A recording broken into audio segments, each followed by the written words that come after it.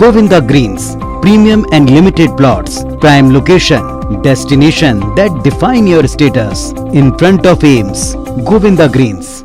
बड़ी खबर आपको रायपुर से बता दें, जहां करंट लगने से 12 साल की लड़की की मौत हो गई है। नया रायपुर के सेक्टर 24 के सेंट्रल पार्क में यह हादसा हुआ है। गार्डन की रेलिंग में करंट की चपेट में आई है लड़की। बताया जा रहा है कि परिवार के साथ लड़की सुबह मॉर्निंग वॉक के लिए गई थी और उस दौरान यह हादसा हुआ है। ग्रामीणों ने आक्रोशित होकर चक्का जाम किया है। कार्रवाई और मुआवजे की मांग की जा रही है। तो एक दर्दनाक हादसा हुआ है रायपुर में, जहां करंट लगने से 12 साल की लड़की की मौत हो गई है। बताया जा रहा है परिवार के साथ ये बच्ची मॉर्निंग वॉक के लिए गई थी और उस दौरान सेक्टर नंबर 24 के सेंट्रल पार्क में यह हादसा हुआ। गार्डन की रेलिंग में करंट की चपेट में आकर के लड़की की मौत हो गई है। आक्रोशित ग्रामीणों ने चक्का जाम किया है। कार्रवाई और मुआवजे की मांग की जा रही है इनके तरफ से।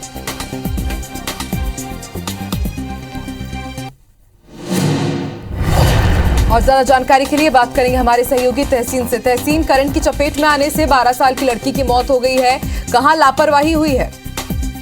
देखिए, पूरी तरह से यहाँ पे लापरवाही सामने इस बात की आई है कि वो जो सेंट्रल पार्क है वहाँ के लिए जो सुरक्षा व्यवस्था के लिए मोटी रकम वहाँ पे सरकार के द्वारा दी जाती है। वहाँ की जो सफाई कंपनियां हैं, ठेकेदारी कंपनियां हैं, उनको मोटी रकम दी जाती है। इस तरीके की जो व्यवस्थाएं हैं, जो अव्यवस्था है, उनको दुरुस्त करने के लिए इस तरीके के मोटी रकम जो सरकार द्वारा, जो एनआरडीए द्वारा दी जाती है, उसके बावजूद इस तरीके की बड़ी हादसे हो जाना, तो निश्चित तौर पे कई बड़े सवाल वहाँ की व्यवस्था पे लगते हैं। तो ये जो पूरा मामला जो आया है, ये राखी थाना क्षेत्र का है, जहाँ पे सेक्टर 24 में सेंट्रल पार्क स्थित है। वहाँ पे ये झांझ गांव की एक 12 साल की नाबालिग है, कुमारी मोना पाल।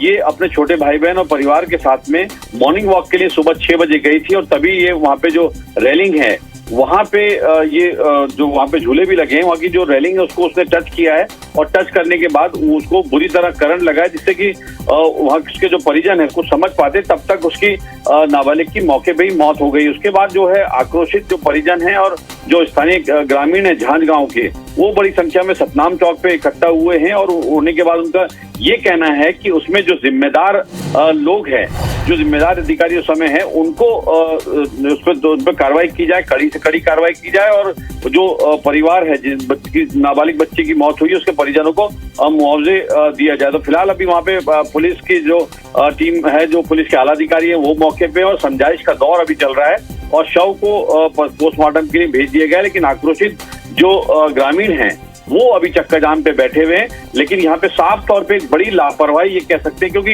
यहाँ पे बताना जरूरी होगा कि पिछले दिनों लॉकडाउन के दौरान भी ये सेंट्रल पार्क में जो होटल्स हैं, जो रेस्टोरेंट हैं, जो किराए पे दिए गए एनआरडीए द्वारा, वहाँ पे भी बड़ी चोरियां वहाँ पे हुई हैं। वहाँ के पूरे सामान वहाँ चोरी हुई है गार्ड होने के बावजूद।